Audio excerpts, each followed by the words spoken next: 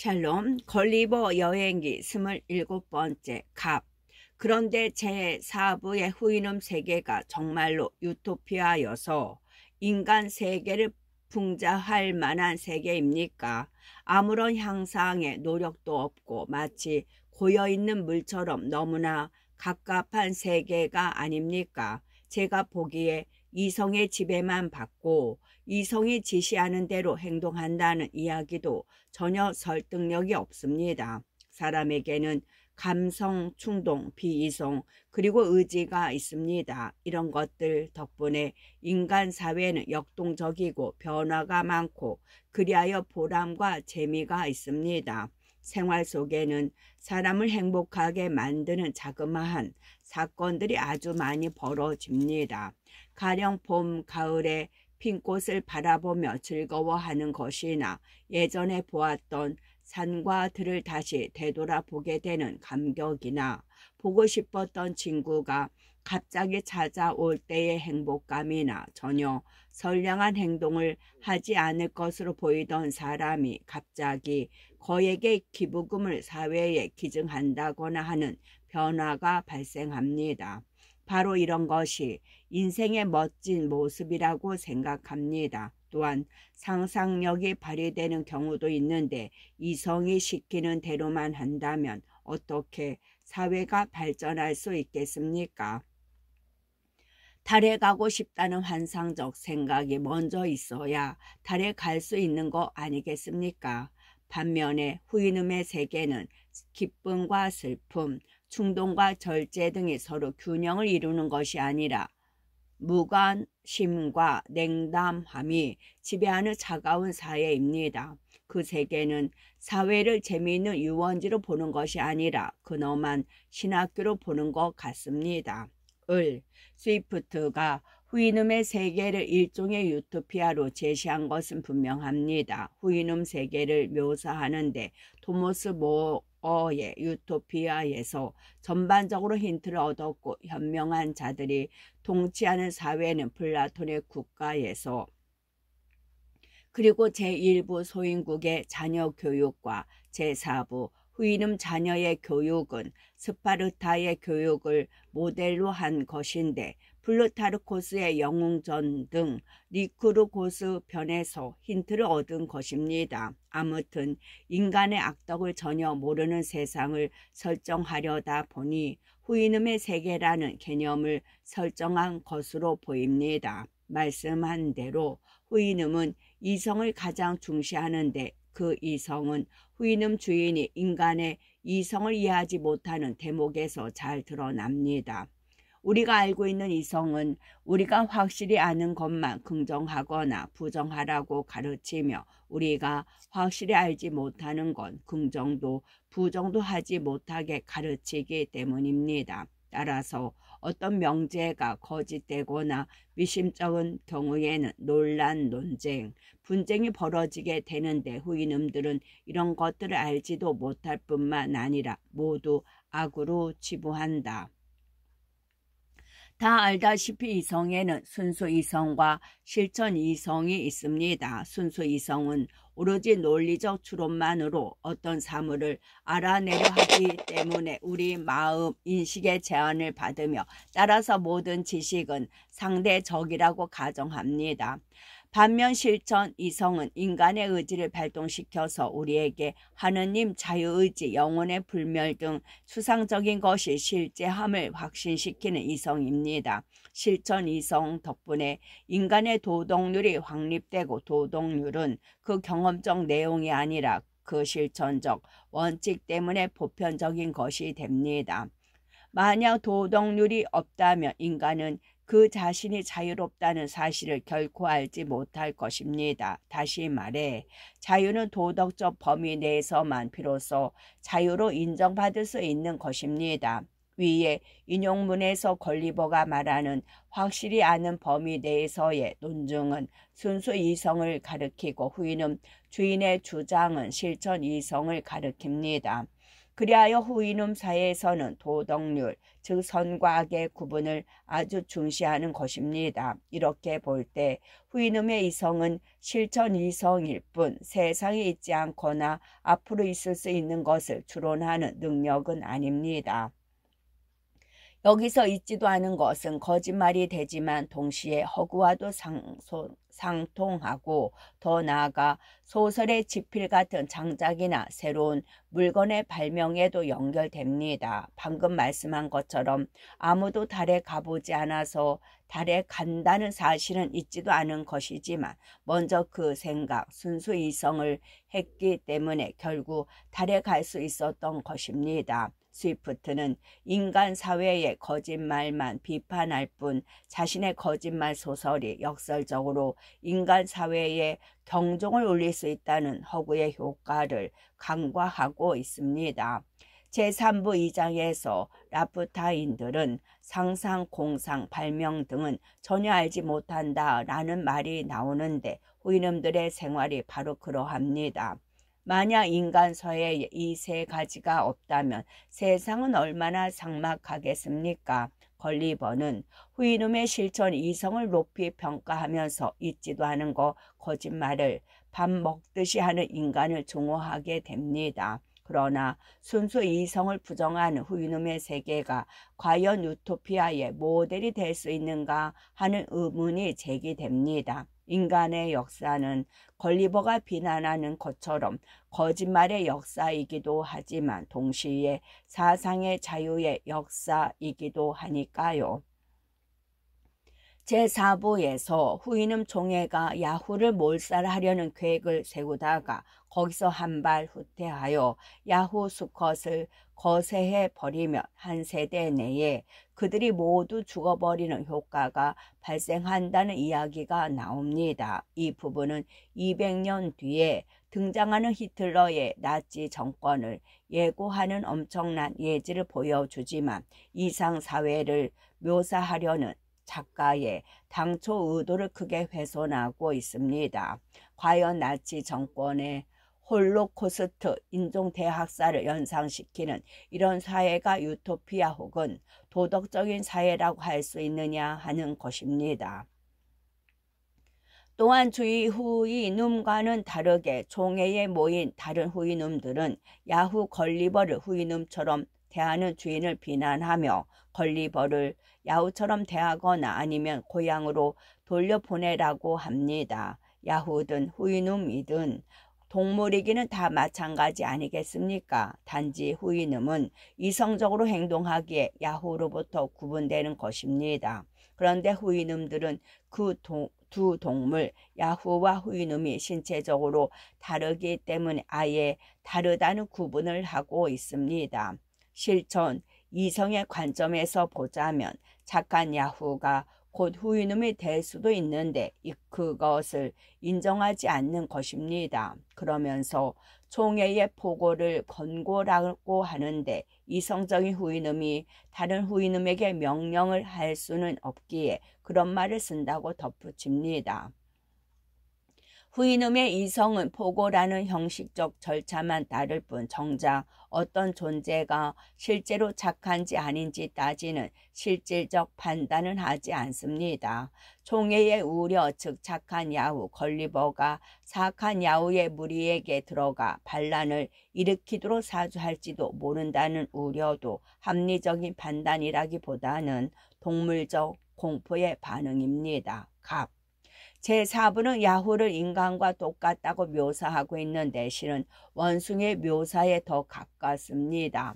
나뭇가지를 건너뛰면서 똥을 갈긴다는 설정은 원숭이 묘사에서 그대로 가져온 것입니다. 걸리버 여행기는 똥에 대한 혐오감이 그대로 노출되어 있습니다. 또 여자에 대한 혐오감이 반복적으로 서술되고 있습니다. 똥과 여성 혐오는 서로 관련이 있습니까?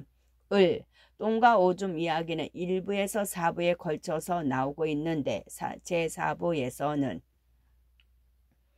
야후를 지칭하는 대표적 용어입니다. 이것은 결국 독자에게 너는 냄새나는 똥을 싸는 육체적 존재이다 라는 메시지를 전달하려는 것입니다. 아마도 이런 메시지 때문에 윌리엄 서커리는 스위프트에 대해서 그처럼 격렬한 비난의 말을 쏟아낸 거겠지요. 그런데 배설은 호흡과 마찬가지로 인간이 반드시 해야 하는 자연스러운 신체 기능입니다. 스위프트가 이 배설에 대하여 혐오감을 느끼는 것은 그 행위 자체보다는 그 냄새 때문입니다. 이것은 다시 인간이 저지르는 온갖 도덕적, 윤리적 악행에 추악한 냄새와 연결이 됩니다.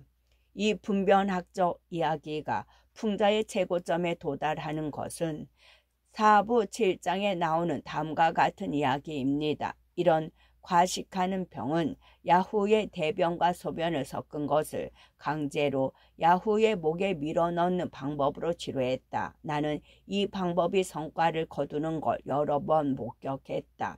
여기서 나는 터놓고 조국 동포의 공익을 위해서 이 방법을 권하고자 한다. 이 문장을 읽으면 우리는 풍자가 너무 고약하고 지나치다는 느낌마저 받게 됩니다. 너는 똥이므로 너의 병은 똥으로 치료해야 한다라는 뜻이니까요. 이 지독한 분변 혐오는 고약한 냄새라는 연결고리를 통하여 여성 혐오와도 연결이 됩니다.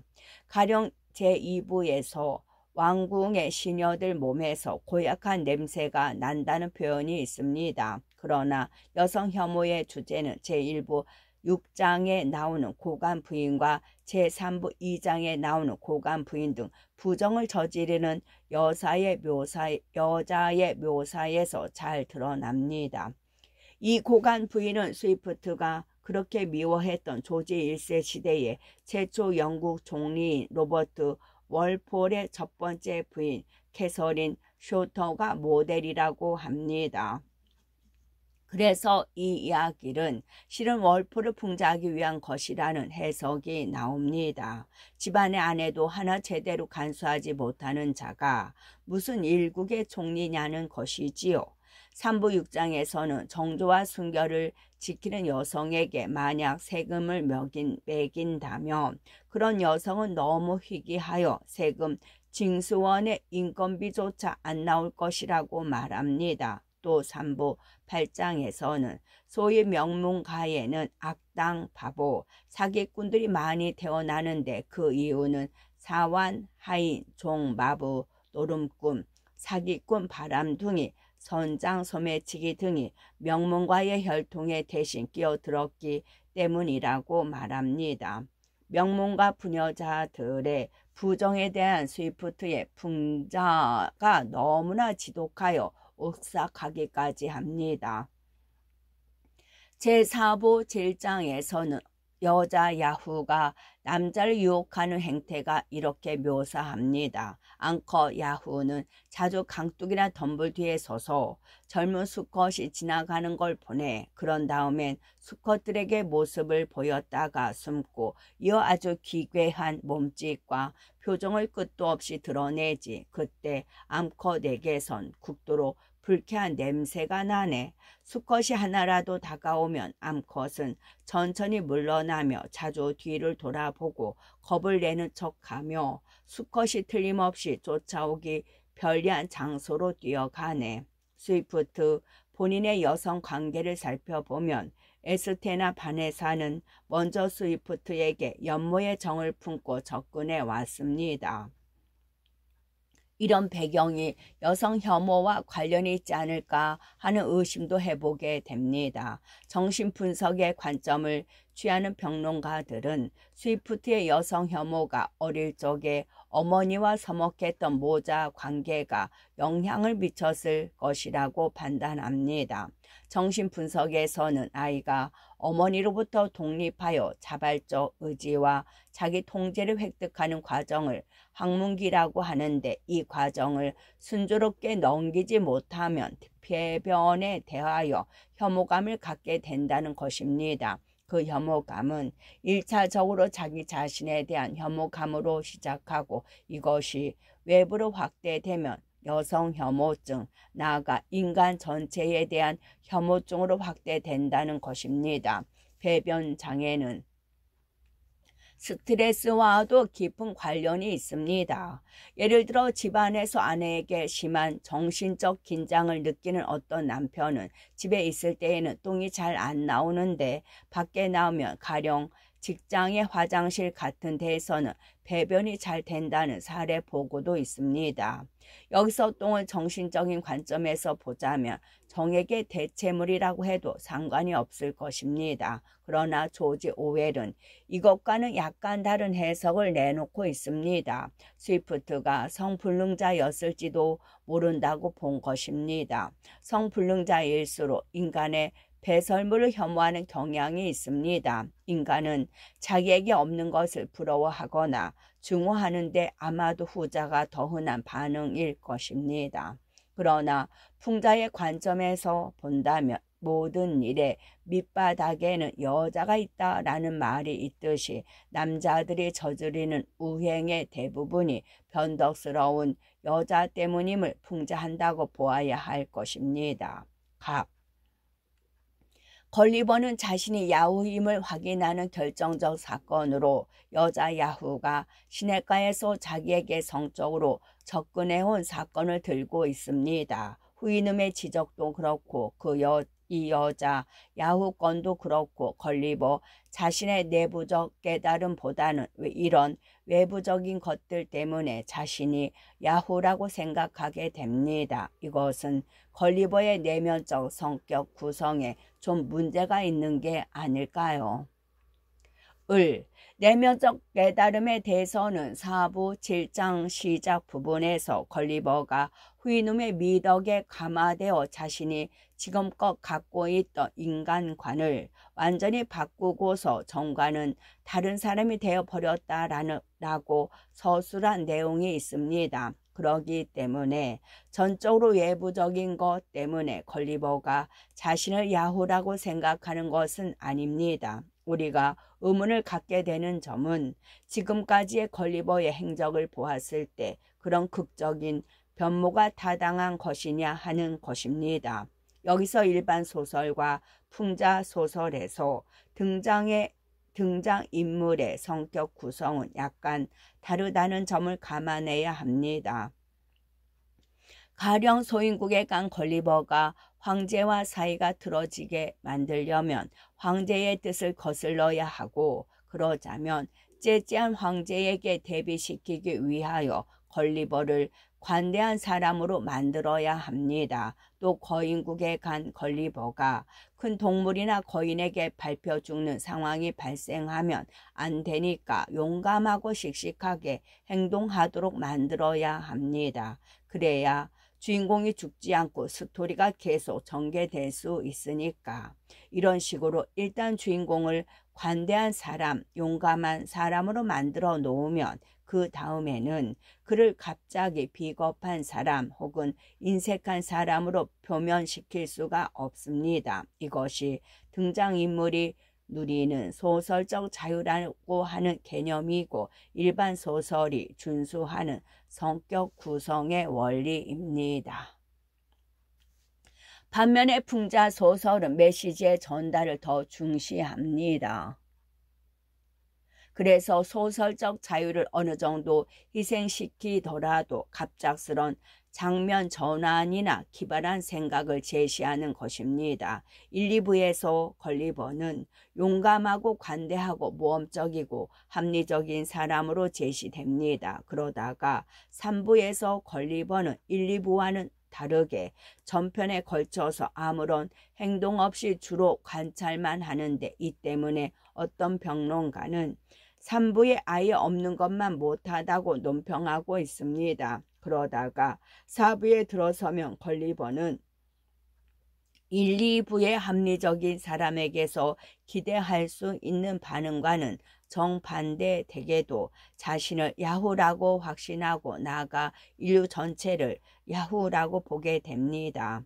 이와 같은 180도 유턴은 일반 소설이라면 용납되기 어려운 것입니다.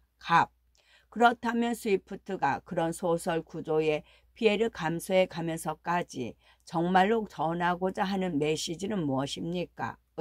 인간 사회가 지금처럼 겉으로는 이성적인 척하면서 속으로는 온갖 비이성적인 행동을 하는 것을 중지해야 한다는 것입니다. 스위프트는 사람이 이렇게 비이성적으로 행동하는 것은 자유가 없기 때문이라고 보았습니다. 다시 말해 도덕률을 엄격하게 지키지 않기 때문이라고 본 겁니다. 얼핏 생각하면 자유와 도덕은 서로 배치되는 것처럼 보이지만 자유는 실은 자기 마음대로 행동하는 것이 아니라 자기가 옳다고 생각하는 바를 실천하는 것입니다. 그래서 자유는 도덕과 같은 것이 되고 실천, 이성의 지향점이 되는 것입니다.